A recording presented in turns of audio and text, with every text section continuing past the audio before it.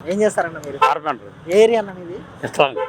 అన్న ఎలక్షన్స్ వస్తున్నాయి కదా, ఇక్కడ మీ తూర్పు నియోజకవర్గం తరపున ఇప్పుడు టీడీపీ నుంచి గద్దె రామ్మోహన్ గారు, వైసీపీ నుంచి రామ్మోహన్ రావు ఓడిపోవడం అనేది చరిత్రలో లేదు. నాకు తెలిసి 40 ఏళ్ళు నాకు తెలిసి ఆయన ఓడిపోవడం అనేది తెలియదు నాకు. మరి అంటే ఈసారి గెలుస్తారంటారు ఖచ్చితంగా గద్దె రామ్మోహన్? కన్ఫామ్గా గ్యారంటీ. అంటే ఎందుకనన్నా? అన్నా ఆయన పేదలు ఇప్పుడు తలుపు కొడితే అన్న 5,000 కావాలి 6,000 కావాలంటే ఇస్తాడు. ఆయన డబ్బులు ఇస్తాడు, సాయం చేస్తాడు, ఏదన్నా మంచి చేస్తాడు ఆయన. అది మీ అందరిని పట్టించుకుంటున్నారు అయితే? మమ్మల్ని అందరూ చూశాడు అన్న. ఎందుకు అబద్ధం ఎందుకు? మమ్మల్ని అందరూ చూశాడు. అంటే ఈరోజు దేవినేని అవినాష్ తిరుగుతున్నారు కదన్న? అవినాష్ తిరిగినా అన్న ఇంకా వాళ్ళ ఇష్టం వాళ్ళదిలే, కానీ ఎవరి ఇష్టం వాళ్ళది. గద్దె రామ్మోహన్ రావు పట్టించుకున్నట్టు ఎస్కలంలో ఎవరో పట్టించుకోలేదు అన్న. ఏంటి మరి ఈసారి ఎంత మెజారిటీ వస్తుంది అంటారు గద్దె రామ్మోహన్ గారికి? గద్దె రామ్మోహన్ రావు గ్యారంటీకి వెళుతాడు అన్న. నామినేషన్ వేసి పడుకుంటే ఆయన గ్యారంటీకి వెళుతాడు.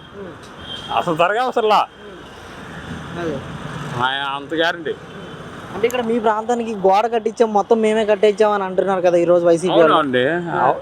కట్టించారు, గోడ కట్టించారు, బాగానే ఉంది.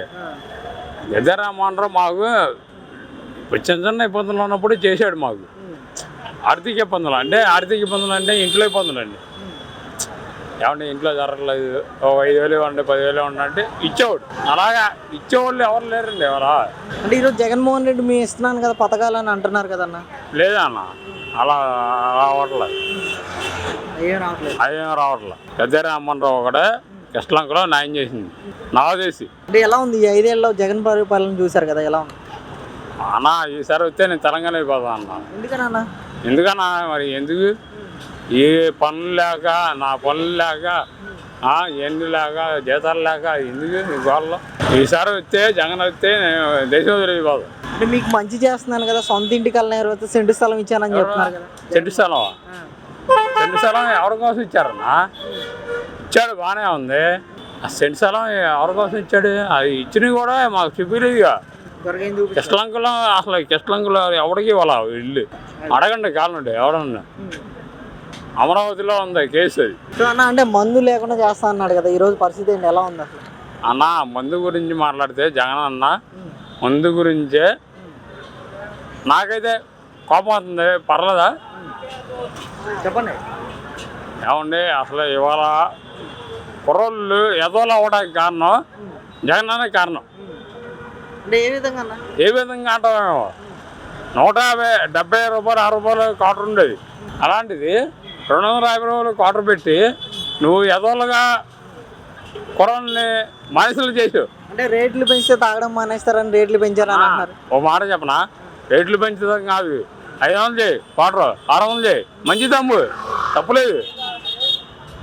రేట్లు పెంచితే అమ్మేస్తామంటే అన్న తప్పది, రాంగ్, అది కరెక్ట్ కాదు. అది నువ్వు 500 కాదండి, ముందు ఉందంటే 1000 రూపాయలని కొంటాడు క్వార్టర్ ఎవడన్నా. నేను కొన్నా లాక్డౌన్లో 1000 రూపాయలకి. ఈడేంటి కరెక్ట్గా అన్నా?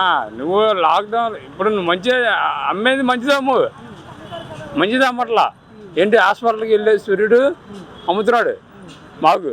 మరి ఎలా ఉంది గత ప్రభుత్వంలో, ఎలా ఉండేదన్నా మీకు? నాకు చంద్రబాబు నాయుడు ప్రభుత్వంలో ముందే బాగుందన్న.